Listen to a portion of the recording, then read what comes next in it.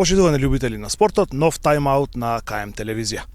Во фудбалот обично нема тайм-аут, меѓутоа сега по новите правила во корона кризата имаме оној кулинг брейк, односно судиски тайм-аут за освежување на играчите. Денес со нас е еден од најдобрите, можеби најдобриот млад тренер во Македонија, носител на пролиценца секако, Јетон Беќири. Јетон, најпрво ти благодарам што прифати да бидеш наш гостин во тайм-аут на КМ телевизија. Мене ми е чест за вашето присуство овде и јас ви се заблагодарувам за почита према нас. Јетон, како и секој тайм-аут, започнуваме од почеток. А тоа е со твоите фудбалски почетоци, воопшто спортски почетоци. Како се роди љубовта кон спортот и зошто одлучи баш да тренираш фудбал, а не некој друг спорт? Па знаете и вие секој, значи у нашето време, кај што ние бевме деца, значи мислим дека е многу променето од сегашните деца. Иако желбата и останува речиси иста и кај децата за играње фудбал, но мислим дека у наше време, кога ние бевме у мали години, тоа жарот и можностите други што се однесуваат, значи до игрите што ни се нудеа од тој момент, од технологијата и беа речиси нула во споредба со сега и ние бевме секогаш дружени со топката. Почнувајќи од мало, па влегуваш у школа, значи со децата, играње пред часови, играње после часови, играње на вечер, играње цело време, значи од фудбалот и од тој момент, значи се роди таа љубов према фудбалот, према спортот, но посебно према фудбалот. Ти си од Боговиње и логички беше да започнеш да тренираш фудбал во фудбалскиот клуб Дрита од Боговиње. Кога се случи тоа, кај кој тренер? Јас мало овде ќе ви кажем дека од почетокот тогаш кога почнавме ние да тренираме фудбал, тогаш Дрита не постоеше како фудбалски клуб. Ние тогаш имавме овде во Боговиње професор по физичко Јусуф Арифи, кој што беше од Камењани и беше тренер таму. И ние тогаш на 10 годишна возраст трениравме у Камењане, значи, за истоимениот клуб во смисол на млади категории. Значи, тоа ми беше како почеток на млади години што се однесува до првото сериозно тренирање во фудбал. А кога се префрлаш во Боговиње? Во Дрита? Значи, во Дрита јас се враќам веќе на 18-19 години, зашто после Камењане ние продолжуваме да тренираме, јас со некои мои другари продолжуваме да тренираме у Речица, кај еден многу познат тренер кој што беше после тренер на многу екипи овде у Македонија, Едмонд Миха, сигурно и вие го знаете. Значи, едно време, еден период од 2 години ние си трениравме, значи, со него, кај што искрено, значи, ги добивме тие бази фудбалски за тоа што се работеше за многу добар тренер и многу голем педагог.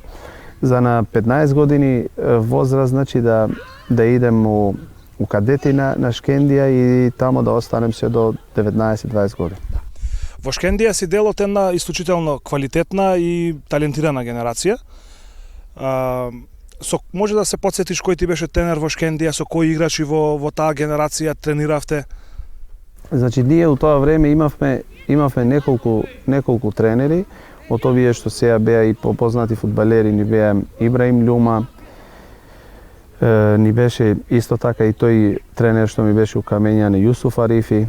После ние се префрливме у младинци, кај што ни беше Зени Арифи, исто така тренер и неколку други, да не ги заборавим.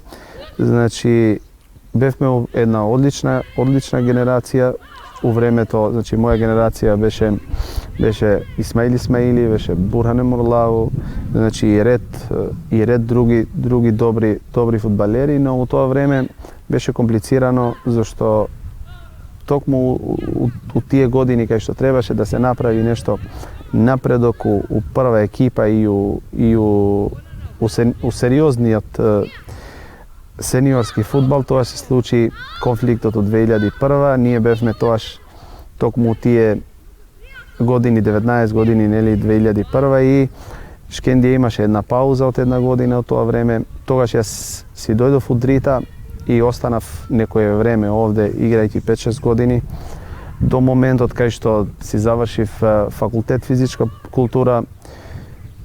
После у тоа време продолжував да работим како млад тренер, како асистент, како помошник, како почетник, значи оваа работа со професорот Љупчо Перински, за понатаму после да влезем и у посериозни тренерски води, кај што на почеток бев помошник на Тони Акимовски у Дрита, после Јусуф Арифи и дојде после некое време, значи станав прв тренер на Дрита. Во Шкендија успеа да дебитираш за првата екипа или не? Да, успеавме, значи беше тоа у некое време, многу кризно време, многу лошо време и до тоа време ние дури дебитиравме директно у прва лига, но беа многу лоши времиња и никој, речиси од нас, не го памти подобро, значи тоа време и значи бевме приморени да бараме други варијанти, некој отиде на други екипи, некоја група, мислим дека 5-6 фудбалери од моја генерација си дојдоа од Дрита и продолжија да играт овде и после некој се врати у Шкендија кога се реактивира после една година Шкендија. Јас повеќе се пренасочиш на факултетот и на тренерската работа и продолжив, значи, од тој пат. Не кажавме на која позиција настапуваш? Јас на почетоците, значи, фудбалски, значи, ја бев одбранен играч. Понекогаш, значи, некое време играв и заден везен, но меѓутоа бев дефанзивен играч у одбрана. Шкендија, како што кажавме во таа кризна 2001 година, најпрво испаѓа, ако не се лажам, од првата лига во 2001, потоа не се надпреварува во втора, меѓутоа во втора лига мислам дека наредната сезона се надпреварува Дрита од Боговиње за прв пат. Тогаш се случува твоето преминување од Шкендија во Дрита? Да, токму таа година кај што Шкендија паузираше у втора лига, Дрита у таа година влезе у втора лига и ние цела година се надпреварувавме, но имавме големи проблеми со патувањето, со неможноста да се игра дома. Неколку надпревари игравме у Чаир како домашна екипа, неколку надпревари у Кичево, неколку надпревари игравме у Гостивар, значи не можевме да го почувствуваме тој момент да бидеме ние, значи, домаќини, освен мислим дека беше Кожув првата екипа што гостуваше овде у Боговиње и имаше многу публика, тие беа воодушевени, значи, од приемот наш и навистина тогаш ние им упативме благодарност Кожув Евгелија и тоа беше една убава атмосфера, убав амбиент и убав фудбал, значи по прв пат у втора лига у Боговиње. Сите други надпревари се игра, значи, на неутрален терен и тоа ни представуваше еден голем проблем. Во Дрита остануваш неколку сезони, меѓутоа кажа дека во меѓувреме се посветуваш и на студиите, односно на факултетот за физичка култура. Дали мислиш дека можеше како фудбалер, како активен играч да постигнеш многу повеќе? Мислим дека беа у игра неколку варијанти. Ја не дека немав талент за да стигнем нешто повеќе, но некако се поклопија работите за да се пренасочам на овие работи, ме влечеше и тоа тренерската работа и да кажем прилично на млади години, 25-6 ја прекинав да играм и многу рано и почнав да бидем и тренер на прва екипа и значи од тој момент ја веќе не размислував за играниот фудбал. Отидов, значи, у тренерски води и од тој момент, значи, пратив и тренизи, пратив и тренери, бев помошник на неколку многу добри тренери и, значи, од тој момент веќе бев пренасочен за да се обидам да станем тренер. Дали имаше некоја конкретна причина за да прекинеш да играш фудбал, како повреда или нешто, или едноставно беше само љубовта кон тренерската работа? Имав повреда, значи, игравме у некоја лига овде што не беше квалитетна, значи на фудбалски план кај мене постоеше една мало разочарување од тоа што се случуваше у фудбалот у тоа време. И значи тие беа некои од причините кај што зошто јас одлучив повеќе, а и факултетот значи ми беше на прв план у тој момент и тоа ми помагаше мало за да се одлучим да бидем фокусиран целосно у тренерската работа и не сум се пишманет, да ти кажем искрено. А дали од кога заврши факултетот успеа да се вработиш како професор по физичка култура и воспитание или како да е тој термин? Да, после една година, значи мислим дека една година по завршувањето на факултетот јас се вработив значи како професор и во тој момент како вработен у школа и како тренер на млади категории ја продолжував значи да учим занаед у тој дел на фудбалскиот тренинг. Колку образованието има влијание во пронаоѓање на млади таленти, на квалитетни, на создавање на нови фудбалери кои што би играле на високо ниво? Еве ти си бил фудбалер, си фудбалски тренер, си професор по физичко. Дали се влечат ученици од училиштата, знаеш да препознаеш некое дете, ова дете го бива, може да дојде да тренира, може да стане играч, а детето до тогаш не тренирало, да речеме, фудбал? Јас мислим дека предноста е тоа што ти повеќе имаш контакт со децата. Мислим дека тоа е предност, а не мора да значи дека си професор по физичко и си подобар тренер од некој што нема факултет. Според мене тоа не мора да значи, но предност е мало што си подобар у смисол на физиологијата, на физичките вежби, значи тоа го гледам како мала предност. Што се однесува до вашето прашање, значи за децава, предност според мене е тоа што имаш контакт со децата и секој ден можеш да ги гледаш значи нивните вештини, квалитетот, талентот, а некој што е надвор, значи го нема тоа можност да биде у контакт и да може да препознае кој би можел у моментот да разговараш, да го пренасочиш, да го повикаш родителот за да може тој да почнува да се занимава со попрофесионален тренинг. Зашто се знае дека нашите деца сите сакаат да играат фудбал и на некој начин си играат дома, школо, умало или нешто слично. А кажа дека како тренер започнуваш како помошник на Перински и на Јусуфи во Дрита. Меѓутоа, кога сметаш дека навистина почна да бидеш тренер? Јас знам дека цел живот ние учиме по нешто ново, веројатно и ти на почетоците си имал и што да научиш и си учел, меѓутоа кога навистина сметаш дека стана тренер, самостоен тренер што може да работи со екипа?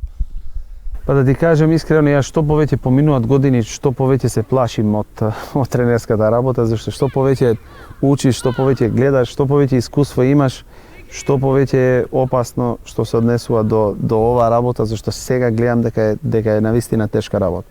Понекогаш кога зашто јас сум бил значи прв тренер на Дрита да изборим 2008, у тој момент ја имав неполни 26 години, беше многу рано и кога си помлад не размислуваш многу, влегуваш и у поголем ризик и од тоа и тоа, мал да беше размислување, беше идеја на председателот на клубот Абедин Алити, како го познаваме ние Аби, тој инсистираше и благодарение на него, значи јас станав многу млад тренер у тоа втора лига, што според мене беше многу поквалитетна од ова сегашна втора лига. Понекогаш ризикот се исплаќа, понекогаш не се исплаќа. Сега да кажем дека сум бил спремен у тој момент од сегашна гледна точка, мислим дека беше прерано. Дали вредеше ризикот? Мислим дека вредеше ризикот. Значи тоа некако било пишано така да се почне и ја никако не ми е значи лошо што сум почнал млад. Секогаш има позитивни работи, тоа што кога почнуваш порано, има и негативни работи. Сега ако знаеш да ги балансираш, можеш да извадиш нешто позитивно. Ако не знаеш, можеш и од преголемата желба или неискуството можеш и да изгориш. На 26 години си прв тренер на Дрита, шеф на случаен штаб, да речеме. Може да се сетиш колку играчи имаше постари од тебе во таа екипа? Активни играчи што играа, а се повозрасни? И јас мислим дека имаше едни 6-7 повозрасни, дури некои беа бајди по возрастни, јас се сеќавам на нападјачот, бившиот нападјач на Тетекс Љупчо Симовски Бела. Тој во тоа време беше пред завршување на кариера. После имавме Евзел Јахију, бившиот капитен на Шкендија, кој играше една сезона овде. Берат Имери, што сега работи како тренер у Шкендија, и неколку други, значи, што беа повозрастни, но ние имавме многу добра комуникација, имавме многу добар однос со сите и јас. И у времето тогаш бев благодарен на нив за тоа што имаше многу добра хемија во екипата, почитување, ред, почитува дисциплина и све, и значи тоа ми беше и некоја, како да ми помага, значи и тие со нивното искуство у моите први почетоци.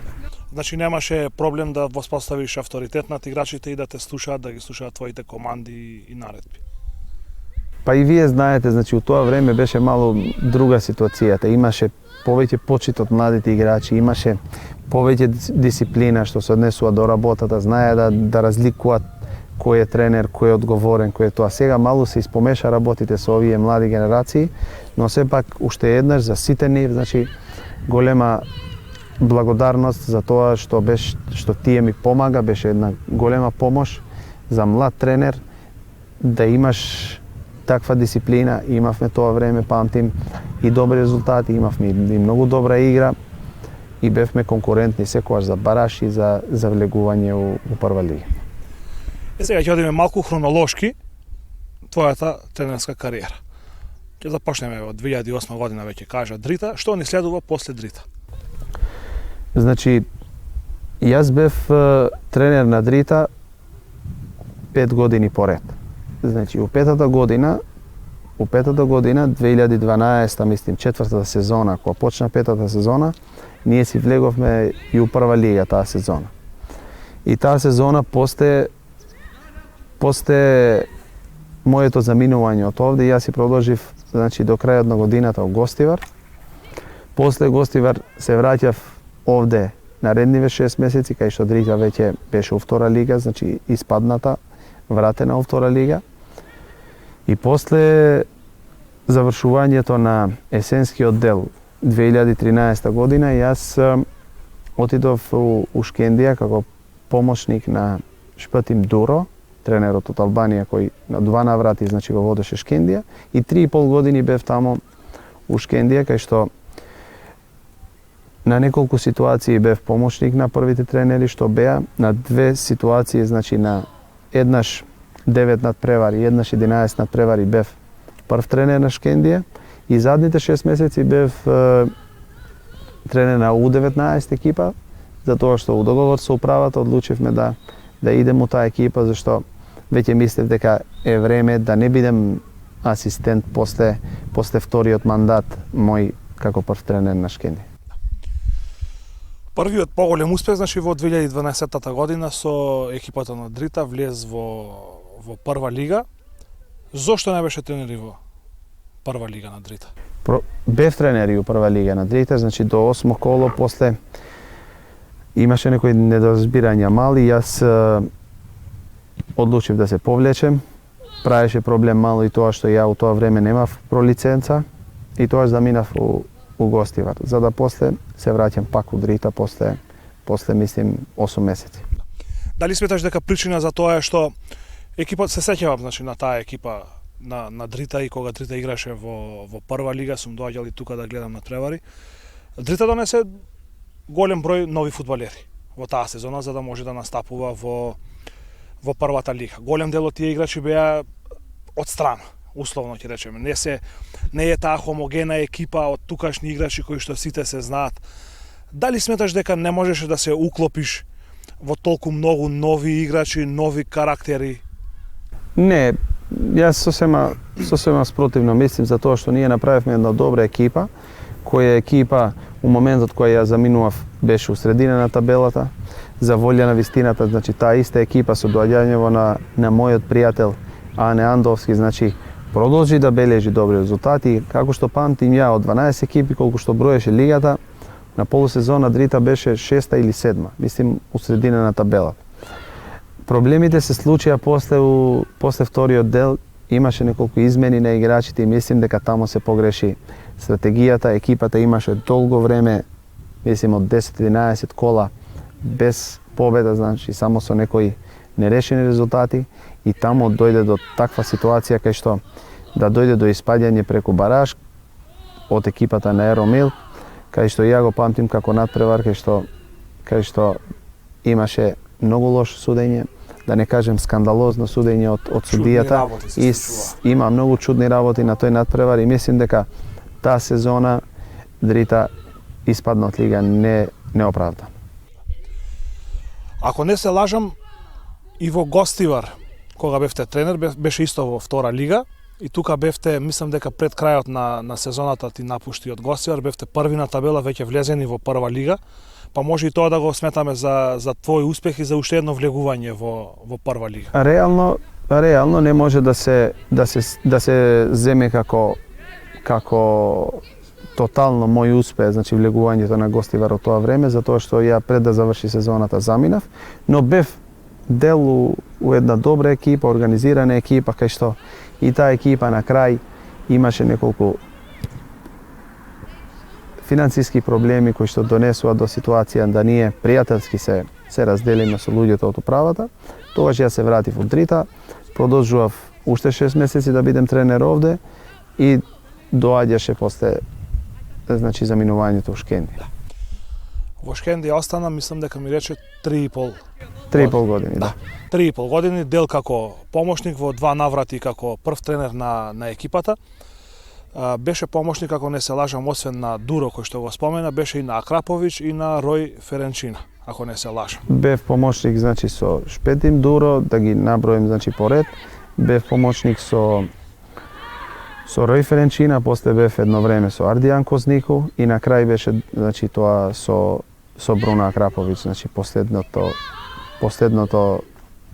мој ангажман како помошен тренер у Шкендија. Меѓу време, значи, после Кознику на 11 надпревари бев и прв тренер на Шкендија.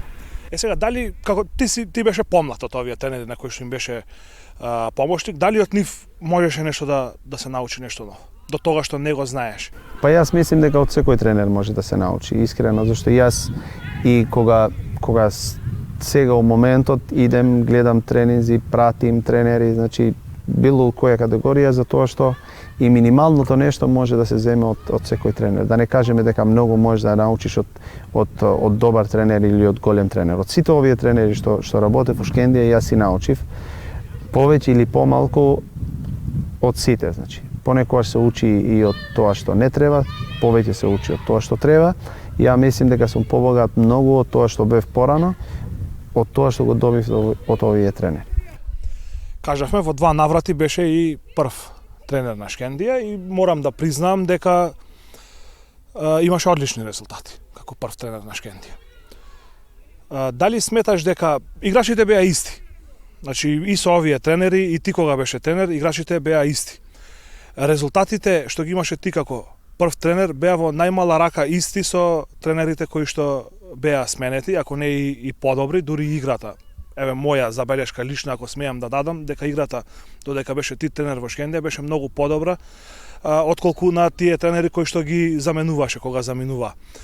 Дали сметаш дека повеќе кај нас се ценат странските тренери отколку нашите домашни, а посебно локални тренери тука? Па јас мислим дека сегде тоа у светот постои. Секогаш тој што доаѓа од страна се почитува повеќе што се однесува до тренерската работа од тој што е тренерот од местото. Мада јас за себе мислим дека бев посебно после вториот мандат бев малку несреќен затоа што ние речиси се договоривме ја да продолжим уште понатаму и се случи некоја промена во последен момент, но секогаш тоа е склоп на среќата, мислим јас. Не можем да кажем дека ја нешто сум сменил спектакуларно, значи после заминувањето на тие тренери кога ја после станав тренер, затоа што ништо не можеш да смениш, освен што секогаш кога се случува некоја смена, играчите можеби реагират на психолошки аспект, можеби и среќата некогаш влијае, за да јас имав добри резултати у тоа време. И у првиот, посебно у вториот мандат, кај што у вториот мандат од 9 надпревари ние имавме 7 победи, 2 нерешени и немавме ниту еден пораз. Значи, другото што прави малу разлика во споредба со тренерите што доаѓаат од страна, ние што сме били у Шкендија, што живееме овде, повеќе го знаеме, значи тоа АДН на Шкендија што се вика, значи што сака публиката, што прифаќаат повеќе играчите што играат за Шкендија, зашто да бидеме искрени, значи Шкендија во овој дел од фудбалот овде е некоја друга димензија сега, посебно со влегувањето на еколог и Шкендија, освен што сака да победува, освен што сака да има добри резултати, Шкендија и Тетово секогаш е малку комплицирани у смисол на победа со стил, победа со многу доминација, со многу офанзивен фудбал, кај што тоа барањата на екипата со моите сваќања на фудбалот се поклопуваат и затоа мислим дека може би имал некоја мала разлика. Твое лично мислење. Дали сметаш дека не ја доби вистинската шанса во Шкендија да се докажеш? Јас мислим дека не ја добив, посебно, значи, после вториот мандат, но мене ме радува тоа што ја на 2 наврати, значи, бев со солидни, со окей резултати у Шкендија. Многу сум радосен што со луѓето од Шкендија, значи, ние сме у перфектна комуникација, стоиме многу добро, значи, според мене, се случило разделбата за тоа што ја мислев дека треба да направим некој друг чекор, зашто тие има многу голема почит према мене, значи ми нудаа некои други функции у клубот, кај што у моментот ја се гледав само фудбал у тренерската работа и тоа влијаеше ја да се одлучим да заминем од Шкендија, но секогаш, значи, го чувствувам како мој клуб, ги чувствувам луѓето како мои луѓе, имат многу голема почит и респект према мене, и јас истото према нив, и може би еден ден ќе дојде време кај што ја ќе се вратим пак, фудбалот никогаш не се знае. Многу ми е битно у секој клуб кај што сум, никогаш да не затварам врата и за тоа сум многу радосен, зашто од 4-5 клуба кај што бил, продолжуваме да имаме контакти со управите на клубот, добра комуникација, се сретнуваме секогаш на кафе и тоа ми е најбитното. Зашто фудбалот, знаете и вие, се случува да има смена на тренер, да се откаже сам тренерот, понекогаш си несреќен, понекогаш си среќен, но сепак тоа човечкиот аспект треба да биде на високо ниво. Тој период во македонскиот фудбал владеат Шкендија и Вардар. Двете најквалитетни и најбогати екипи. Сега ме интересира како вие што бевте директно вклучени во тие надпревари ги доживувавте меѓусебните дуели помеѓу Шкендија и Вардар. Како се подготвувавте? Какво беше тоа ривалство? Како се чувствувавте на терен? Каков беше притисокот од трибините и во Тетово, но и во Скопје? Значи, во Тетово во смисла на очекувањата на домашната публика, во Скопје во смисла на противничките навивачи. Како тоа одеше? Како се чувствувавте во тој период? Како функционираше сето тоа? Значи, ривалството помеѓу Шкендија и Вардар, посебно, значи, у последно време стана многу интересно. Плюс во тоа време и работнички беше многу подобра екипа од сегашната. Дури у тој момент со подводство на сегашниот селектор Игор Ангеловски, тие дури зема и дупла круна. Значи, имаше 3 екипи квалитетни, кај што првенството беше многу поквалитетно. Но да се свртиме на у ривалитетот Вардар Шкендија. Вардар Шкендија е секогаш дерби. Јас сум гледал некои младински надпревари кај што и таму е дерби, и таму ривалството е големо. Сум присуствувал лично јас, значи кога водев Б екипа на Шкендија и у Б екипа е дерби и ривалството е големо, без разлика што значајот е речиси 0. Секогаш се надпревари со голем адреналин, значи. Надпревари со голем адреналин, без разлика дали се играле у Куманово, дали било у Тетово, сме играле со Вардар и у Кичево, кај што се градеше терен у Тетово, сме играле многу надпревари у Скопје, мислим, сме играле у Чаир една за куп, сме играле една у Ѓорче за куп, значи памтим у времето додека бев јас, мислим дека сме играли едни 20 надпревари затоа што неколку пати се судревме и у купат. И плюс 4 пати се игра у едно првенство. Значи беше многу интересен момент, интересен дуел, посебно после влегувањето на Самсоненко и подигнувањето на нивото на Вардар, беа тие многу интересни надпревари. Сега мене навистина ми е жал што Вардар не е у тоа ниво, затоа што според моje мислење, значи моментално надворот од Шкендија, мислим дека многу добро му праe на Шкендија како екипа, како клуб, да биде Вардар како конкурент јака екипа. Значи тоа во секој момент, на секој аспект, значи тебе те подобрува и те тера да си добар и уште подобар. Дали подготовката за таков дерби дуел против Вардар, да речеме, имаше надпревари кои што и директно одлучуваат за висок пласман, за титула, за прво место. Дали подготовката за таков надпревар е различна од подготовката за надпревар против екипа од средина на табела или од екипа од долниот дел? Ја мислим дека што се однесува до психолошкиот момент, до мотивацијата, тие надпревари многу полесно се подготвуваат.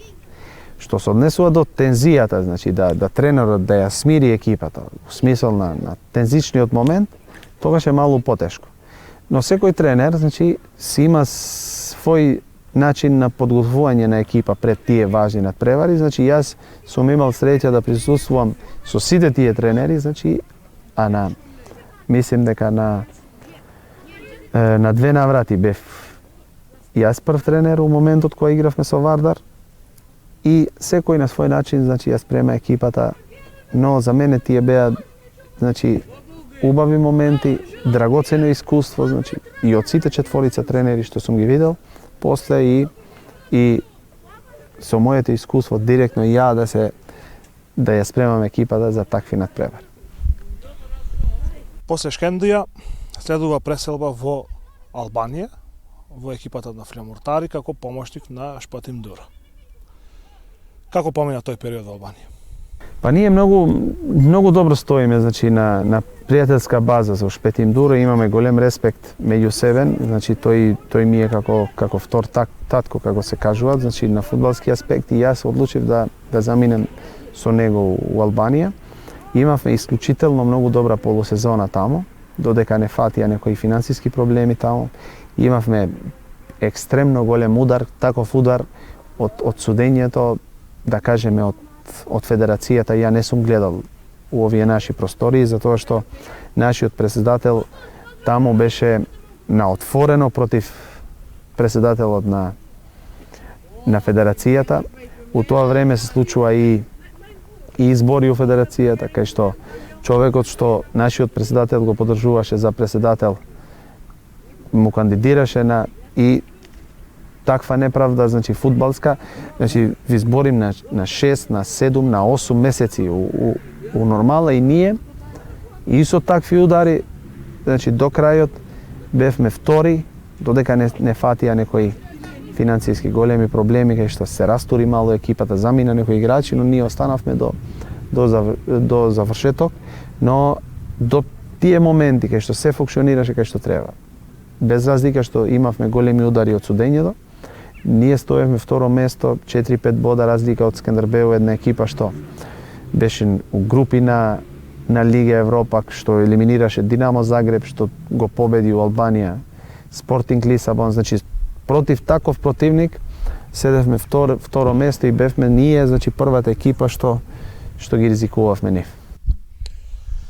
Сега сакам да направиме една споредба на фудбалот во Македонија и фудбалот во Албанија. Значи, беше тренер во Шкендија, ќе ги трнеме настрана Дрита и Гостивар, каде што беше претходно тренер. Шкендија, шампион на Македонија, освојуваш на куп, плей-оф на Лига Европа, услови, квалитет и условите и квалитетот на фудбалот во Албанија. Според моје мислење, значи условите за надпревари и за тренинг таму се на повисоко ниво од Македонија. Можеби Вардар со кампот, Академија Пандев со кампот, може да е пред нив. Што се однесува до другите екипи, Шкендија добро има организација, има све, но имавме проблем со тренингот, значи у Шкендија. Таму функционираме, да бидеме искрен, функциониравме на повисоко ниво, речи си сите екипи, многу поинтересен фудбалот, повеќе публика, многу од медиите, значи таму има неделно, значи 6-7 емисии, после завршеток на колото. По секој надпревар се емитува на живо, значи лайв. Пред секој надпревар се прават анализи. После секој надпревар анализи со тренерот, со најдобриот играч на надпреварот, со ова, значи е неспоредливо, значи тоа е на повисоко ниво од нашето. Пред да се игра надпреварот, еден ден порано, од некои 15 или 20 новинари, тренерот има пресконференција за утрешниот надпревар, што кај нас уште тоа не може да се размислува. Другото, значи, речи си, многу надпревари се играт под рефлектори, у многу подобри терени. И сега, на крај, сигурно ќе ве интересира и нивото на играниот фудбал. Што се однесува до нивото, ја мислим дека како првенство е на повисоко ниво од нашето. Како првенство. И сега некој може да прашува што мисли за Шкендија, што мисли за Вардар таму, како би играле. Ја за добра Шкендија и за добар Вардар исто така мислим дека таму би биле, ако не шампиони, би биле конкурент за шампиони. Но овде разликата со други екипи е голема, таму не е голема. Значи таму е многу побалансирана лигата. Екипите не можеш таму да имаш лесни бодови, например, идеш сегашната лига има екипа што од 7-8 кола има еден бод. Таму тешко тоа се случува, значи. Многу потешко се извојуваат победи. Јас сум имал можности да мерим неколку тестови да направиме физичката спрема на играчите. Многу повеќе трка има таму него ли овде. Сега прашањето е дали би можел добар играч таму да игра. Секој добар играч у македонско првенство може да игра квалитетно у албанско првенство и покажале таму. Има многу играчи што играат моментално, што играле, но ние се лажеме у еден момент кога играме некоја контролен надпревар со нивните екипи и сме, можеби и некогаш сме и подобри на технички аспект, тактички аспект, но друго е да играш еден надпревар, контролен надпревар и да играш 36 кола у континуитет. Значи тој континуитет мислим дека екипите што се послаби у наше првенство тоа не може да го издржа. Таму мислим дека се прави разликата што се однесува до нашава и Лигата Албанија. Да кажем како завршница не е голема разликата, но постои разлика. Голем број на македонски играчи од Македонија настапуваат во првенството на Албанија. Дали таму играчите заработуваат повеќе отколку во Македонија? Според тоа што знам јас, значи што имам сознание на финансискиот аспект, мислим дека повеќе се плаќа у глобала. Сега да не ги споредуваме со Шкендија и со Вардар од пред 2 години, 3 години. Значи што моето мислење е дека Шкендија и Вардар пред 2-3 години плаќа повеќе од нив таму. Но таму плаќаат 10 екипи. Тоа е разликата. Значи таму има убави плати кај сите 10 екипи. И тоа е разликата што се однесува до тој дел. Гледаме сега два можеби од најквалитетните Вардарови фудбалери заминуваат у Тирана. Агим Ибраими, бивши репрезентативец. Песир Демири, бивши репрезентативец. Заминуваат у Кукеши. Значи, има добри услови, нудат добри пари и мало лигата е повисоко ниво. Затоа што на вистина на 6-7 места се играм на многу убави терени. И фудбал на многу убав терен друго изгледа за око, друго за мотивација на играч, друго за све. Ќе се вратиме повторно сега лично на твојата кариера. Струга Тримљу. Успеваш да влезеш од втора во прва лига. Беше тренер и во прва лига на Струга Тримљу.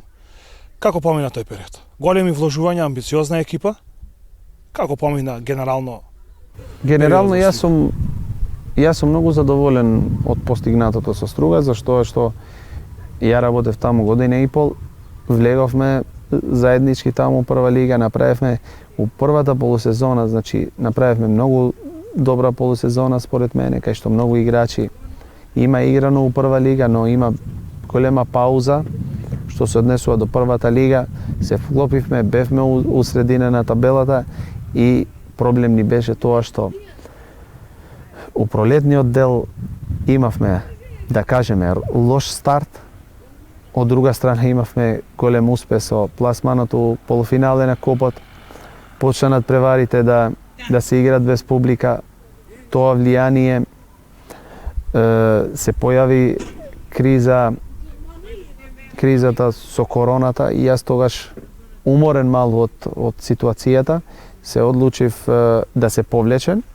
У тој момент мислим дека беше правиот потек у смисол на тоа, мада управата имаше друго мислење, тие ми дадоа подршка, но кога се враќам после назад, мислим дека според мене бил избрзан потек, затоа што екипата играше добро, свараше многу шанси. Единствениот проблем ни беше реализацијата од тие моменти кај што и среќата примавме некои голови без противникот да те доминира. И во тој смисол мислим дека требаше да се покажем малку потрпелив, ама сето тоа е дел од искуството фудбалско. Во меѓувреме, тоа заборавив, сега ми дојде на памет, беше тренер Иво Ренова. Тоа заборавивме да го споменеме. После Струга Тримљум, што работи сега Јетон Бекири? Што правиш во моментов? Пред Ренова, пред Струга, значи да спомнем дека бев тренер на Ренова. 4 месеци, првите 6 кола имавме добар старт, па лоши резултати и тогаш јас одлучив да заминем без разлика што луѓето од Ренова беа прекоретни со мене. Можеби и тоа може да се рачуна како брзоплетен мој потек. Сепак и со нив сме у многу добри односи. Јас имам отворена врата тамо. Тие имат секогаш отворена врата кај мене на фудбалски и на човечки аспект. После тоа заминав у Струга, завршив таму, работим како професор по физичко моментално и чекам ангажман, сериозен ангажман, не сакам да се нафатим за работа само така ради реда, затоа што со поминување на време сфаќам дека некои работи за да бидат успешни треба да се поклопат поголем дел од работите. Затоа мислим дека треба да се чека вистинската шанса и да се донесе вистинската одлука. Имаше барање, имаше некои понуди и од овде и од Косово посебно, но моментално сум одлучил да чекам некоја подобра варијанта. Сега сакам малку да поразговараме генерално за македонскиот фудбал. Долго време ја следиш македонската лига, ги знаеш сите играчи, можам да кажем буквално сите играчи ги знаеш. Дали квалитетот, нивото на македонскиот фудбал, зборувам значи за првенството, се движи во нагорна линија, во надолна линија или пак стагнира? Јас мислим дека моментално идеме надоле у еден смисол. У смисол на квалитетот на нашата лига. Посебно сега со 12 екипи, мислим дека имаме послаба лига оваа година. Вие ќе прашате зошто? Затоа што многу квалитетни играчи ни заминуваат. Тоа е лошото, а доброто е што се одлучуваме за давање шанса на помлади играчи. Тоа е многу добро. Затоа што сега некои играчи што се на 19, 20, 21 година играат квалитетно у наша прва лига. И се случуваат и такви трансфери како што на Адем у Грчка, значи се случуваат ситуација кај што на Малиот Тошевски у Русија, значи ова е позитивата што се однесува до ова што ни заминуваат квалитетни играчи, некои у Косово, некои у Албанија, некои други овде у регионот, значи Босна, тамо, Хрватска. Меѓутоа доброто е тоа што им се дава значи шанса на помладите играчи. Друго што што сакам да напоменам е тоа што мора државата да има поголемо влијание у спортот, у смисол на тоа да донесе закони олеснителни за фирмите, како што е донесено у Косово. Не знам дали имате информација, Албанската лига неколку недели не се игра, е у бојкот, само заради тоа што бара од државата да има олеснување во даночниот дел, како што е у Косово. Затоа таму сега и албанските играчи многу квалитетни заминуваат у Косово, зашто таму имат многу убави плати, многу убави работи, затоа што државата донесол закон како максимално да им олесни на клубовите. Овде се пробува нешто што со ваучер системи. Јас сум имал можност малку да разговарам со газдите од Тримљум и тие викат дека законот што постоеше порано со ДДВ-то, тоа враќање, не знам како е тоа не сум експерт, бил подобар од ова со ваучери. И тоа значи место да се подобрува кај нас иде на полошо. Добар момент е што гледам на неколку стадиони се гради, у Прилеп, например, Чаир, Битола е пред да заврши, у Струмица имаме добар стадион, Скопје. Значи, ова е некој знак, кавадарци имат некои работи. Имам информација, сум гледал у Охрид се гради трибина, ќе се направи теренот. Ова се позитивни моменти. А негативниот момент според мене е тоа што државата мора да помага за уопште да се финансира повеќе. Кога се финансира повеќе, доаѓа поголем квалитет од одна страна, добриот квалитет, добри играчи, не заминуваат за малку подобри услови у земјите на регионот и имаш можност да имаш поквалитетни екипи. Со поквалитетни екипи имаш можност да поминуваш повеќе кругови во Европа. Можеме да напоменеме значи Албанија како пример. 4 екипи го поминуваат првиот круг. 4 екипи го поминуваат првиот круг. Значи тоа е добар успех. Една екипа Тирана доаѓа у плейоф. Значи добро, кај нас и Шкендија е квалитетна и стигна до третиот круг, кај што реално против Тотенем и немаш многу шанси. Но ви зборим за 4 екипи. 4 екипи да поминат у првиот круг е респектабилен успех. Затоа ви зборим, мора држава да влијае, да се подобрат условите, како што помага сега Федерацијата во соработка со општините и во делот на законите да донесуваат олесителни закони за да се случи тоа што им се случува значи на овие земји што се блиско до нас и фудбалот да иде напред само.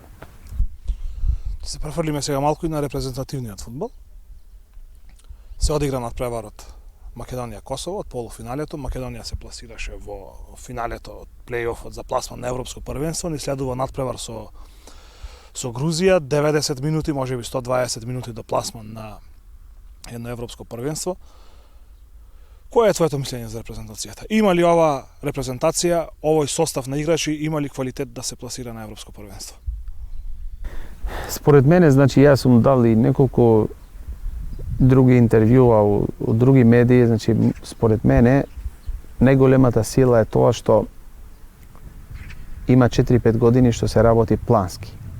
Значи, некои од младите играчи, што сега не се млади, се прилично искусни играчи, созреани, што беа со U21 репрезентацијата у Европско првенство, по големиот дел од нив, по квалитетниот дел, се префрли у првата екипа. Плюс тамо со Пандев, со Адеми, да не ги набројувам сите овие поквалитетни што се направи многу една добра екипа, а како клjuč на успеот, ја го гледам селекторот. Го гледам селекторот у смисол што тој прво имаше визија да го врати Пандев, кај што Пандев веќе беше надвор од репрезентацијата. Зашто ние знаеме, многу работи се вртат околу Пандев, без разлика што ние имаме и квалитетни играчи други. Имаше, значи, храброст да им дава шанса на млади играчи. И тоа се покажа како голем резултат. Моето мислење беше дека на домашен терен против Косово, без разлика што тензијата е на високо ниво, Македонија беше благ фаворит, затоа што понекогаш си фаворит кога играш дома, од друга страна имаш психолошки притисок дека мора да добиеш. Сега со Грузија, мислим дека Македонија у предност на психолошки аспект, да не кажем голем фаворит, мал фаворит според мене, сепак може да одлучи нијанса. Сега и корона кризата може да се случи, не дај Боже, 2-3 играчи како сега што Елмас не може да доаѓа, играч што е најскап моментално репрезентацијата, го немаш у најклучниот надпревар, не заради повреда, не заради друго, заради виша сила. И моето мислење е дека имаме добра репрезентација. Уште еднаш се покажа дека времетраењето на тренерот кога е подолго секогаш носи резултат. Значи, како што знам, мислим дека Ангеловски е на 5-та година од мандатот, да не грешим, тамо сме 4-та-5-та, и тоа е зашто ако функционираме ние според тоа наша балканска глава, кај што ние се палиме брзо, и ако селекторот Ангеловски имаше проблеми на почеток ти да смениш, да бараш друг, значи тоаш немаше да доаѓа оваква ситуација кај што сме сега. Значи времетраењето, поддршката од федерацијата, организацијата, премиите, сите други услови што се овозможуваат, и после доаѓа и кога добро игра екипата, доаѓа и поддршката од државата, мислим, поддршката од народот, од публиката, и се прави една атмосфера кај што може да се подигне екипата на повисоко ниво. Тоа се случува моментално со Македонија и ја мислим дека е моментот да се користи. Не викам дека нема да ни се повтори ваква шанса, зашто ќе се повтори, но сега е многу добар момент. Зашто ова генерација сега е зрела, можеби после 1-2 години некои ќе заминат од репрезентацијата, ќе доаѓат нови, можеби ќе треба време да се поклопат работите. Секогаш на вакви надпревари ја викам дека треба и мало и среќа да те послужи и да постигнеш тоа што си посакал, значи неколку години поред. Еден пред крајот на емисијата сме неколку куси прашања за крај.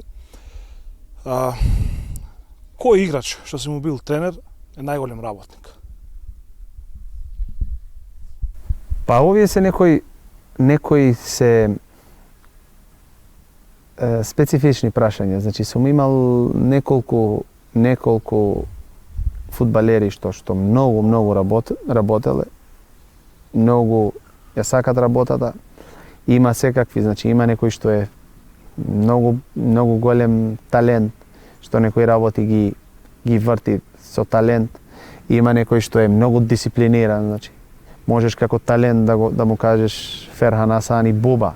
У таа група влегува и Бесар Ибраими, кај што е играч што е многу, освен што е многу талентиран, и добар работник, многу дисциплиниран.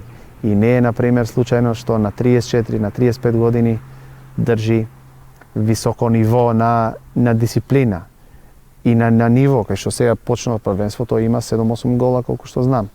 У Европа знае да забие гол. Значи, тоа кажува висок професионализам.